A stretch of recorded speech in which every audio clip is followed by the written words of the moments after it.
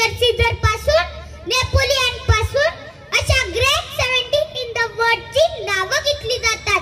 पण Chhatrapati Shivaji Maharaj was the only king who was not born as a king. जे राजे म्हणून जन्मले नाहीत. Who never pretended anyone to become a king. ज्यांनी कुणाच्या पाठीवरती खंजीर खुपसून राज्य मिळवलं नाही. He was born himself as a king. ज्यांनी स्वतःचा राज्याभिषेक करून घेतला. And many past 17 that time he was a king. जेव्हा ते अनंतात विलीन झाले तेव्हाही ते राजा होते.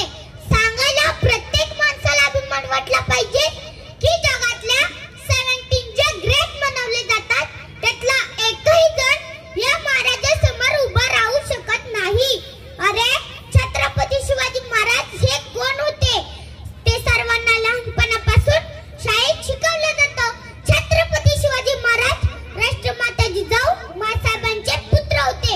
छत्रपती शिवाजी महाराज स्वराज्य संकल्पक शहाजी महाराजांचे पुत्र होते. छत्रपती शिवाजी महाराजांनी स्वराज्य निर्माण केलं.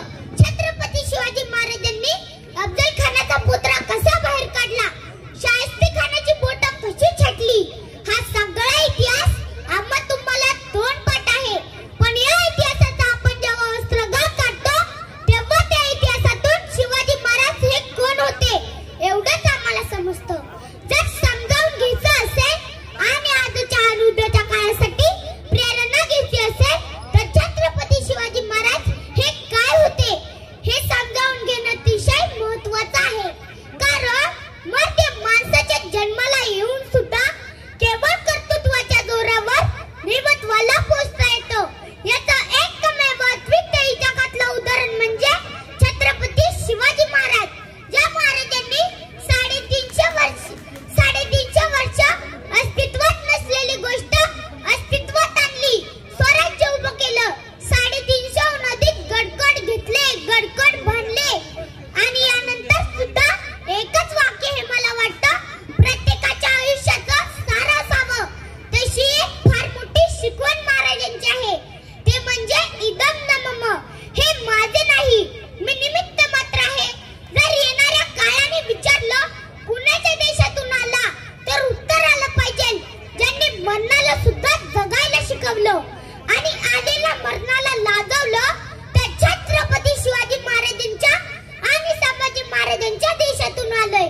माझ्या महाराजांनी या मातीत एक संस्कार घालून दिलं की कोणत्याही जातीत, कोणत्याही धर्मात, कोणत्याही प्रांतात जन्माला आलं असेल तरी त्याचा अहंकार न बाळगता कर्तृत्वानं माझं व्यक्तिमत्व अशा उंचीवर नेऊन ठेवी की माझा माझ्या जातीला, माझा माझ्या धर्माला, माझा माझ्या पंथाला, माझा माझ्या प्रांताला आणि त्याही पेक्षा महत्त्वाचं माझा माझ्या देशाला अभिमान वाटेल. जर हा संस्कार प्रत्येक देशवासियांना मनात जागवला तरच डोळे उघडतील. महाराजांना अभिप्रेत असणारं रयतेचं राज्य पुन्हा यावं. ज्या रयतेच्या राज्यात शेतकऱ्याच्या भाजीच्या देठालाही हात लावू नये, ज्या रयतेच्या राज्यात परस्त्रीला मातेचा दर्जा मिळावा, ज्या रयतेच्या राज्यात युवकांच्या डोळ्यात भविष्याची आशा आणि भविष्याचं सुस्पष्ट चित्र असावं, असं रयतेचं राज्य यावं. छत्रपती शिवाजी महाराज एका पाड्यात आणि 33 कोटी देवांची नावं एका पाड्यात. याचं कारण असं आहे की सर्वसामान्य 33 कोटी देवांपैकी कोणी माणसाच्या जन्माला आलं असेल असं माझ्या ऐकण्यावर नाही. पण माझा राजा मात्र माणसाच्या जन्माला येऊन सुद्धा केवळ कर्तृत्वाच्या जोरावर देवत्वाला पोहोचता येतं. याचं एकमेव अद्वितीय उदाहरण म्हणजे छत्रपती शिवाजी महाराज. छत्रपती शिवाजी महाराजांनी सुख, स्वार्थ, फायदा निवडला नाही. त्यांनी मान झुकवणं निवडलं नाही. त्यांनी स्वराज्य निवडलं. त्यांनी तत्व निवडलं. त्यांनी संघर्ष निवडला आणि आजही 350 वर्षानंतरही आपण त्यांचं नाव घेतो. जय भवानी, जय शिवाजी. कलयुग में एक ऐसा उदाहरण है जिन्होंने आदर्श प्रस्थापित किया है कि इंसान धर्म के लिए नहीं बल्कि धर्म इंसान के लिए बना है और वो आदर्श है छत्रपती शिवाजी महाराज. एवढे बोलून मी थांबतो. जय भवानी, जय भवानी. धन्यवाद देवांश. भारत